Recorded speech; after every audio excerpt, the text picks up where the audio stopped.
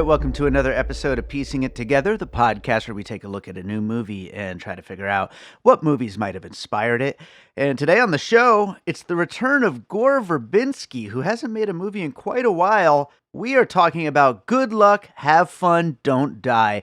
And this movie is a blast. I have a feeling this is going to be a real love it or hate it kind of movie, but I loved it. My guest, Chase Hutchinson, loved it, and we had a great time talking about it. That's coming up in a second. Before we get to it, I do want to remind you, as always, to make sure you are subscribed to Piecing It Together wherever you listen to podcasts. You can follow us on social media at PiecingPod. And just like we're about to go on this crazy adventure through time, come join the adventure in the Popcorn and Puzzle Pieces Facebook group, where me and a whole bunch of cool, fun people who just want to have a good time talking about movies love to hang out. Come join us. It's the Popcorn and Puzzle Pieces Facebook group. And with that said, let's talk about Good Luck, Have Fun, Don't Die. All right, Chase Hutchinson, are you ready to go on an adventure and try to save the world from killer AI in the future and all the things that we have brought upon ourselves? I'm ready. Yes. All right. That's the spirit. I am excited to talk about this movie, Good Luck, Have Fun, Don't Die. It's so freaking ridiculous and such a good time. I have a feeling we're recording this in advance of its release, and I have a feeling this is going to be a somewhat divisive film. Do you feel that way? I think so, maybe.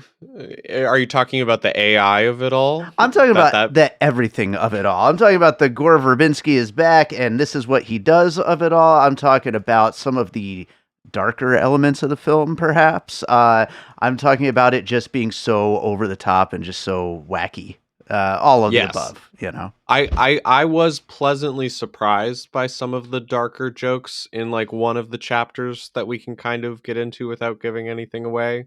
So I could see that kind of catching people off guard, but there's also something kind of charming and sweet about the movie. I think what makes Gore Verbinski movies kind of interesting is they're able to thread this very interesting needle between being snarky and sarcastic and sinister, but also sweet at the same time. Mm-hmm. So I'm hoping that there's a balance that people are able to find with that. But I think there is a possibility it might catch some people off guard, and then once that happens, who knows? Yeah. We're off to the races. Exactly. And all those adjectives plus fun and incredibly made, as far as like some of the shots and the way that the camera moves and a lot of the action and all that kind of stuff. It's a Gore Verbinski film for sure, for anybody who's kind of on the fence about seeing it when the mixed reviews probably come out. But with that said, we'll probably get into some spoilers along the way, but let's start getting into some puzzle pieces. What do you have for your first one?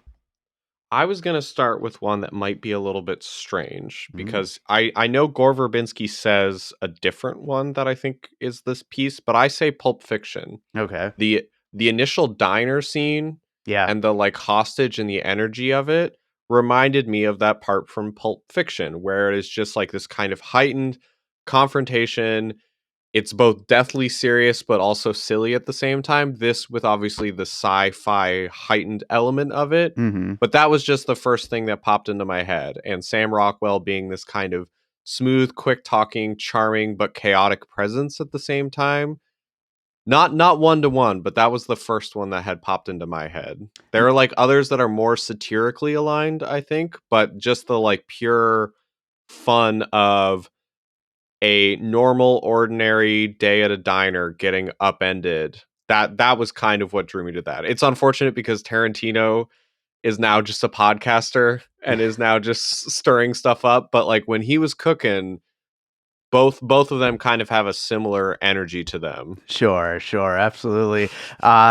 I do love all of Tarantino's stuff, except for when he's spouting off opinions on podcasts and stuff like that. But that being said, I also was thinking about Pulp Fiction, and it's funny because Sam Rockwell, he kind of embodies both Pumpkin and Honey Bunny in that in that scene. He's just like all wrapped into one and covered in homeless people garb, basically. But he's completely unhinged, and that whole scene is fantastic. And then, of course, after that moment, we get into the whole going and telling the story from different perspectives and like all the different characters. So, yeah, I think that's a great one to kick us off with. I will go for my first one with something I wasn't expecting going into it, although I guess I kind of should have, and that is Mike Judge's Idiocracy.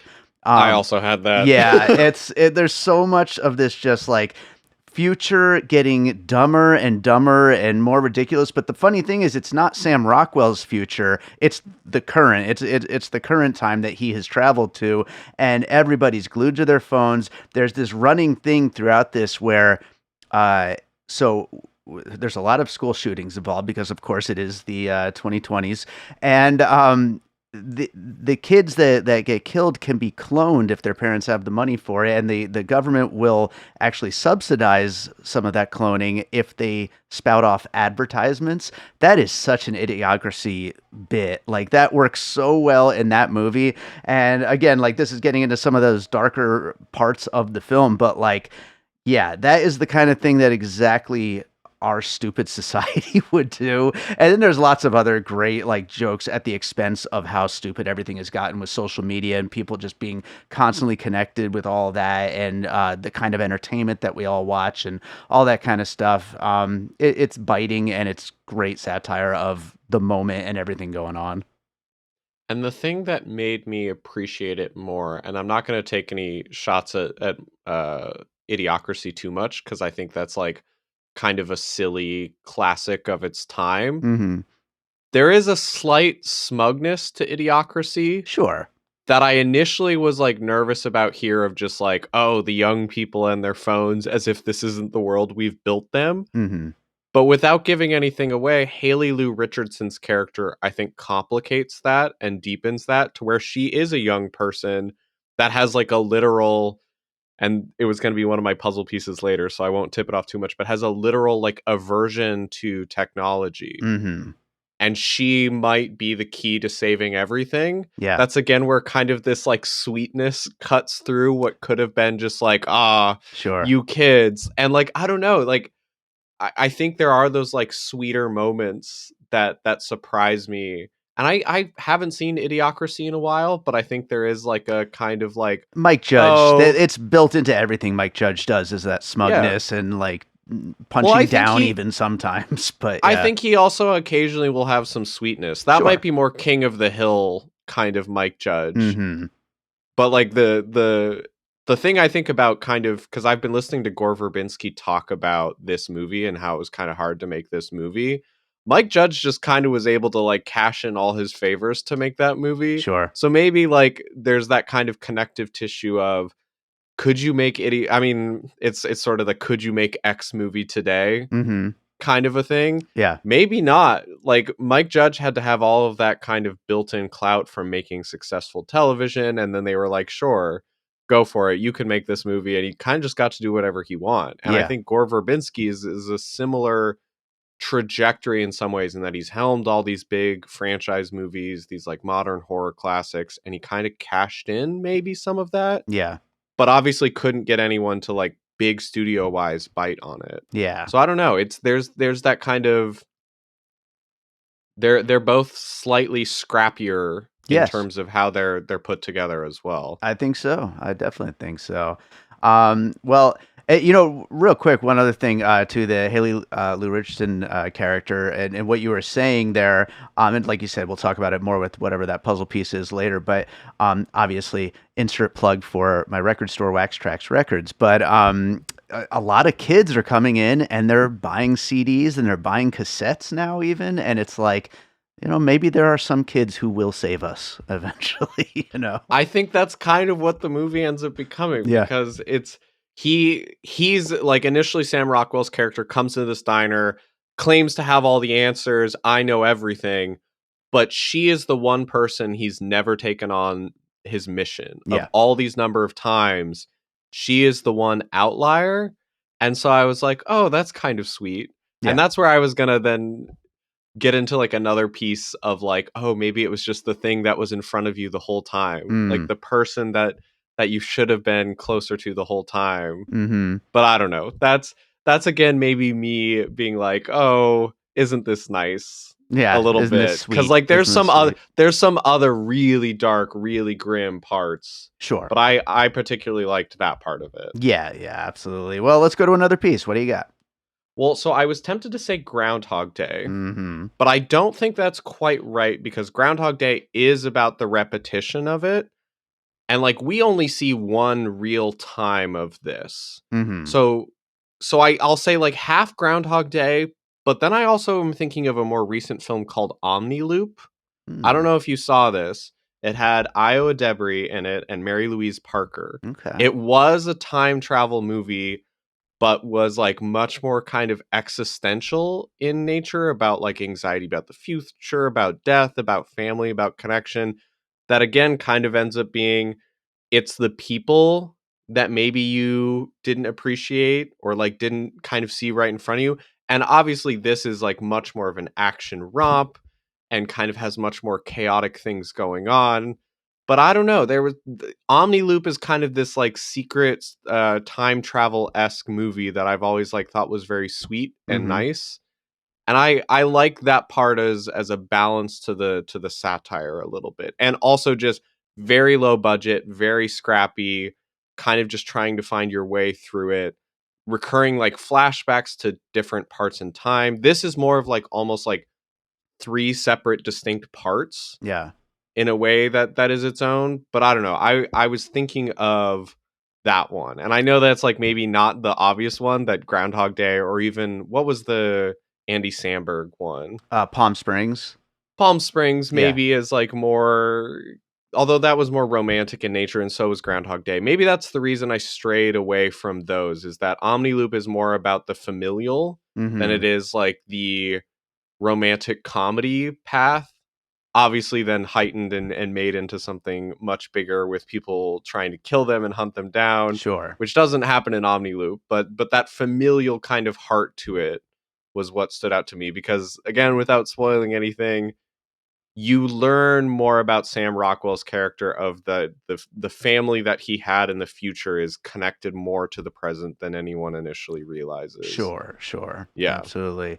Yeah, and that sounds like a good one. I haven't seen it. I hadn't even heard of it, but yeah, I mean, it's always interesting finding new ways to do time loops, and I hadn't really even realized it because I was also thinking about Groundhog Day, maybe like another time loop movie, but um I hadn't even thought about it that like this is a movie that could be a time loop at any time, but it just never really goes Yeah, there. we only really see the one. Mm-hmm. Without spoiling anything, there is kind of the, we're gonna launch into doing another one, and he alludes to many different times in the past. In that way, you could almost say he's like sort of a riff on like a Terminator-esque figure, My where next he puzzle has. piece. Okay, then I'll defer to you on that one. No, no, it's totally fine. Like you're absolutely right, though. It's like we know that this keeps happening. We know that we're stuck in a loop, but we're seeing the specific story. We're seeing this specific thing happening at this moment. Unfortunately, as the Terminator movies go on, we start to see more of those loops, and they get worse and worse as they go. Which maybe that's just how. That's how That's time life. loop goes. Yeah, that's how life is. If we redo it over and over again, it's just going to get worse. But yeah, I mean, Terminator is such an obvious one to include here. I mean, they are literally going back in time because of an AI revolution to stop it from getting out of hand and stop the kid specifically who is gonna help make it like it's all very Terminator here, and I think it's invoked on purpose as well. Like it's very knowing that that's what they're doing here, and yeah, again, like the framework works so well for those first two. I would even say the first three Terminator movies, and Yeah. then it starts falling apart. But um, Well, the Terminator Salvation leaves behind the time travel to the past and mhm, goes to the future. yeah, And then they're like, that didn't work. And then they really start like twisting themselves into knots to try and find ways to make it worse. Those first two, and again, maybe even the third, they kept it simple. yeah, There was something very like effective about just, you think you know how everything's going to go, everything gets upended, and then we flip the script in terms of who is the villain, who is the hero, small little things like that. yeah, And I think this is also similarly kind of a simple movie. It's hmm, like, we got to get from point A to point B. We're going to show you how everybody got here a little bit. sure, But other than that, it's just, we're going. yeah, We're moving from the diner to throughout this neighborhoods while everyone's trying to find us. Like Terminator 1, it's like a horror movie where he's like stalking them through the streets. Yeah. And there's no big robot in this case, but it is like different people trying to track them down. And then of course it ends up being that nothing is quite what it seems at the Mm-hmm. end as a Yeah. twist. But no, I Terminator is a good one. Right on. Well, let's go to another one. What do you got? I was going to say Sorry to Bother You, Okay. which I know that is a divisive movie, but it's been on my mind recently, not just because Boots Riley has a new movie, but in Finally. terms of, yes, and I had enjoyed his series, but obviously that's a series, and I don't want to like start referring to TV, because TV and movies I feel like are just whole different things. Yeah. But Sorry to Bother You, in particular towards the end, has some like big, absurd jokes to them, like still grounded in this kind of like dark things are bad. I'm thinking of like the way it sort of just is like they've made indentured servitude or slavery within that, and how Mm-hmm. it's like just kind of a thing that is in the background of the fabric of their world. That made me think of the repeated jokes about school shootings, where you reach a point where this company exploits and takes advantage of this situation that is horrible and finds a way to turn a profit. Yeah. That was something I was thinking of, but like it's basically the horses. Mm-hmm. And in this there's like a giant towering like cat horse creature. Yeah. Something big and absurd like that that will either very much lose some people or be very funny and like, okay, we're taking some silly big swings. That was something I was thinking about, that it doesn't lose the edge, but also isn't afraid to take these silly big swings with it either. Yeah, yeah, absolutely. No, that's a good one, and yeah, I haven't seen Sorry to Bother You since it first came out. I need to revisit it, especially like you said with this new film coming out. But yeah, it's just so wild, and it again, like you said, big swing filmmaking. Like that's something you got to applaud. Even if it doesn't connect, it's still great to see. I will go for my next one. This might be just because it's on my mind because it's one of the best movies of last year. So it probably wasn't a real influence here. It is maybe a bit of a stretch, but I was thinking of David Cronenberg's The Shrouds. Mm. Um, as far as I already brought up the cloning, but there's also a thing in this movie where instead of a clone, you could also get like a hard drive with a earpiece and you can hear your dead child talking to you. And it's this technology that is like, why the fuck would anybody want that? It's so horrible. And that's exactly when you think of the Shrouds and like, why would you want to see your loved one decomposing in their grave? Like, it's the most insane sci-fi idea that just sounds so awful on paper. But of course, someone might want it. I don't know. But these characters do. And of course, it ends up working out quite well here for Good Luck, Have Fun, Don't Die.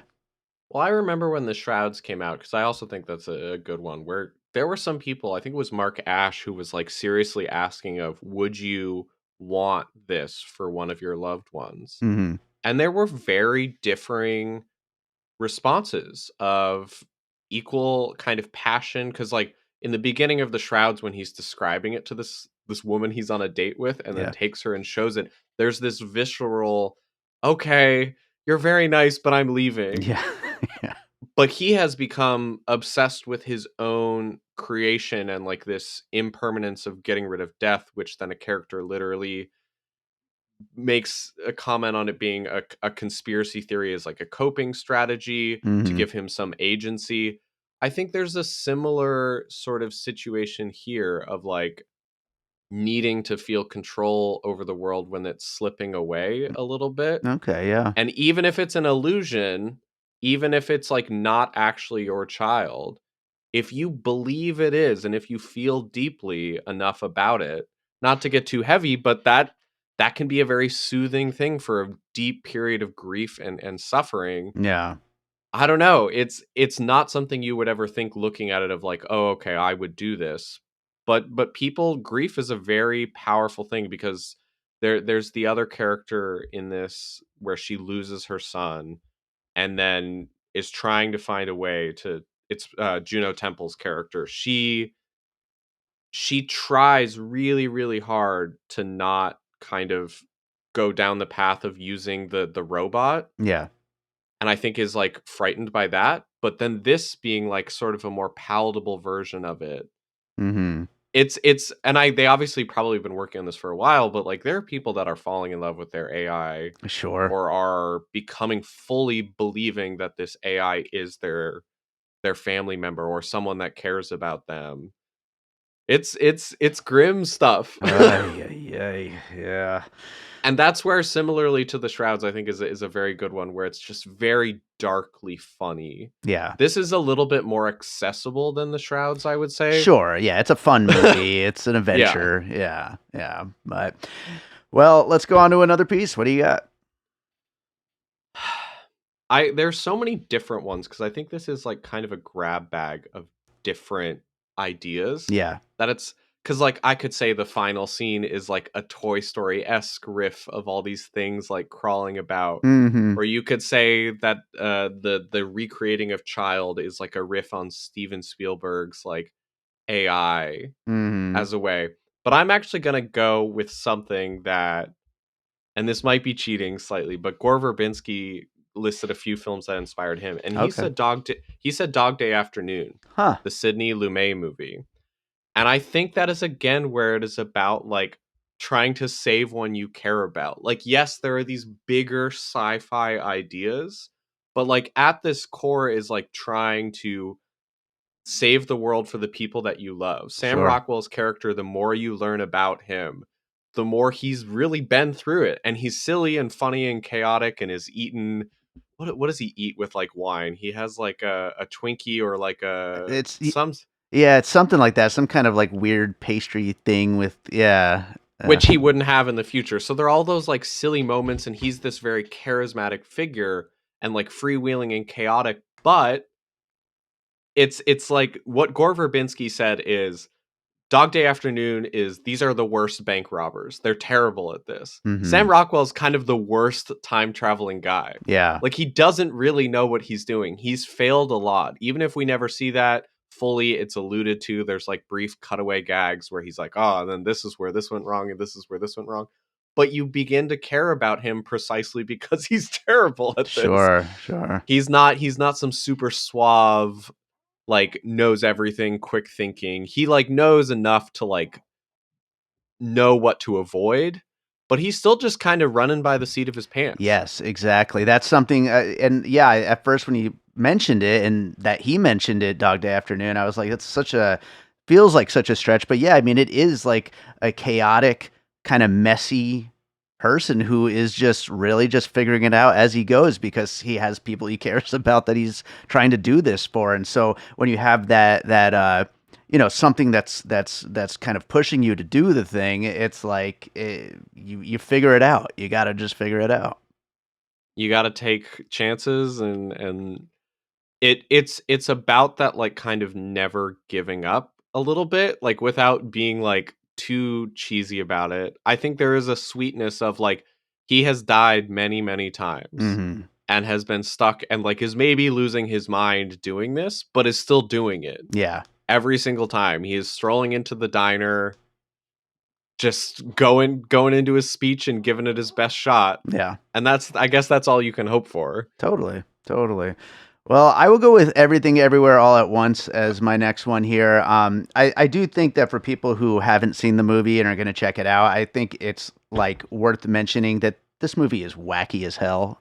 And like there's just so much random craziness going on here. And I think that if you enjoyed the throw everything at the wall and see what sticks like way of filmmaking that the Daniels did with Everything Everywhere All at Once and Swiss Army Man for that matter. I think that you will like kind of get into this kind of an adventure. There's just so much going on and it moves so fast that like maybe the diner scene you're like what's going on here, like what is this, but then you're into the next scene where they're escaping and you're like, oh okay, well this is tense and this is exciting, and then you're into the next scene and it's just comedy, and then you're into the next scene and it's dark and harrowing, and it's like it's just so all over the place. And to me I feel like it is in a good way, and I feel like that's something you could really say about Everything Everywhere All at Once as well, is that that's a movie that is so all over the place, but if you kind of go along for the ride you get into like so many interesting, unique ideas and fun things that you just wouldn't get without watching like 12 other movies to fit them in there. Yeah, I think that's a good one, and a lot of people have been comparing it to that in a way that I was like surprised by because it's still a little bit more low key. Mm-hmm. Like Everything Everywhere All at Once takes us through like many different alternative dimensions, but there is then also again that kind of like family core to it that ends up being beyond just the spectacle and like throwing everything at the wall. Yeah. What is it that is at stake here? Mm-hmm. In Everything Ever All at Once, it's taxes. What Yeah. is it? What is the line where it's like, I just would love to, oh, what is it? I just would love to do taxes with Yeah, you. it's something like that. I haven't seen that movie in so long. And I feel like there was like kind of that turning point where everyone was like, okay, we're a little sick of this like sweet sincerity. In another life, I would have really just liked doing laundry and taxes with Laundry and you. taxes. Right. There you go. And without spoiling anything too much, I think there is like some kind of shared thematic interest in, do you want life to be this like grand, perfect adventure if there's some degree of it just like not being true or attainable? Mm-hmm. Like there's the final twist near the end of this movie where it's like, oh, we see like this perfect world that could have been, but then it's complicated by actually maybe that's not the way life goes. Maybe life is actually like boring and not always great. Like if it's too perfect, Yeah. like sometimes life is full of those like less than ideal things and those more mundane things, but those can be meaningful too and are worth like fighting for in a way. And yes, both of them involve like huge big action sequences and like go like really over the top, but then when they kind of all come back down and everything quiets down, it's like, oh, this family and these people. I don't know, Exactly. why am I in a sentimental mood today? Yeah, it sure seems like it. Getting ready for that Sundance. All I kinds of guess. human dramas coming up I here. know, I know. Yeah. But all right, let's go to another piece. What do you got? I was gonna do The Faculty, and Okay. this is specifically because of the flashback scene where it's the two teachers and their students. That to me felt like the faculty that had kind of been flipped. Have you seen The Faculty? Am So I? I'm glad you're asking because, like, yeah, recently this has come up like multiple times on this show where people bring up the faculty, and I saw the faculty. I think opening weekend in the theater. I'm pretty And you sure. don't I don't remember? remember it really much at all. I know it's a movie that has kind of come back around and has Yeah. become quite a cult classic. It's a sci-fi horror movie that was directed by Robert Rodriguez with a script by Kevin Williamson of Scream. Hmm. And it's like just a solid, fun movie where something is amiss with the teachers. And just that like eerie feeling of just like, all of these like people possessed Yeah. by something. In this case, it's phones and an AI that is like infiltrating through the phones. Hmm. And that was like kind of the fun part of it. Even as I'm like saying this, like that's just one part of this movie. It does kind of come back around in the climax where it's all the characters kind of coming to the house and like swarming them. Like that feeling of like a sci-fi like swarm that Yeah. you have to stop. That made me think of the faculty quite a bit. And I had seen it more recently, so that's probably why that was just bouncing around my head. But there's just all these like little things that feels like it's drawing from and like remixing sci-fi elements, as many sci-fi films do. Like I, Yeah. again, without saying TV stuff, I was thinking of like Black Mirror episodes and Sure. like certain And visuals from them. Pluribus, the new, Yeah. yeah, which I think is a very easy comparison. Although, of course, this was probably being made at the same time as Pluribus, but yeah, definitely, sci-fi loves to take from other sci-fi and just remix it in different kinds of ways. This is one that I hadn't thought of before we started, but just as you were talking about the faculty, it kind of came to mind. Edgar Wright's The World's End, which is another movie that like Yeah. 100% plays with the idea. If you've seen 100 sci-fi movies, let's see which ones you could pick out of this. And I think Gore Verbinski just had a great time just kind of playing in each of those like little tropes and little ideas and little things that we've been bringing up in a lot of these puzzle pieces along the way here. I have the hot take that I secretly think that The World's End might be the best of the Cornetto Wow. trilogy. Okay. And everybody will disagree with that because Shaun of the Dead, very beloved, Hot Fuzz, also very beloved. But I think that was like kind of what all of it was building to. Hmm. Like the way, like all of them are their own kind of genre. I won't say spoof. I'll say pastiche. Sure. They're their own various pastiches. But I think that that last one, there's just something about it where it just is very energetic and funny, but also again, there's the emotional core that creeps into Shaun of the Dead of like his friend. But in that last one, it's about a group of friends and like this turning point in their lives, and then a sci-fi apocalypse happens. Yeah. But no, that's a good one. I like that one quite a bit. Right on. Yeah, I got to rewatch that one of these days. I liked it at the time. It's just obviously I love the first two so damn much, and yeah, I definitely owe it a rewatch. But I've got one puzzle piece left that I will throw in here.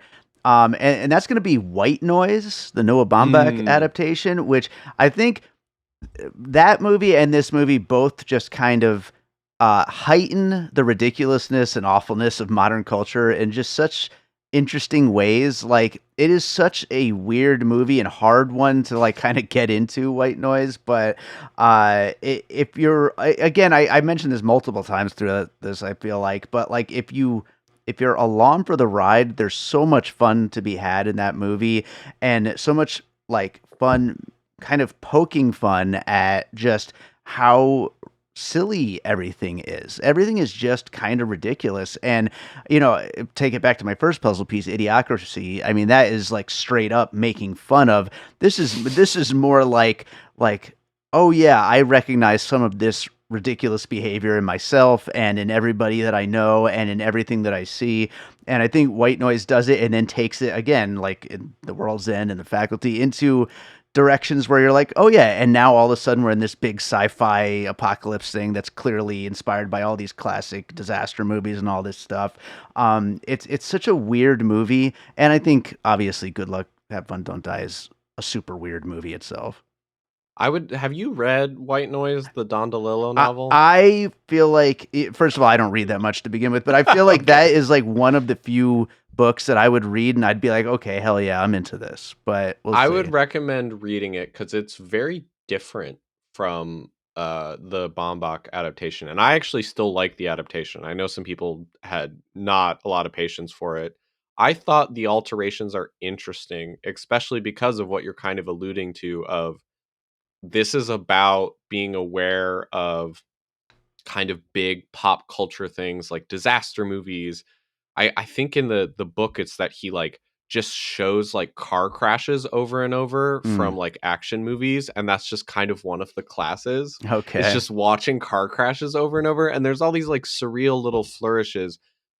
And I think the movie has a lot of that darkness, but then the ending transitions or the ending alterations make them very different. And so I think like White Noise is a good comparison for this because this has that darkness Hmm. but still kind of holds on to something hopeful and like almost romantic about people and about our better nature and like carrying on. DeLillo, I don't know. That's a much more fraught proposition. Yeah. But I think, yeah, no, that's a fun one. I should rewatch White Noise at some point. Basically, It's this great. entire thing is here's all the movies I should rewatch. I feel like that is definitely a big point of today's episode.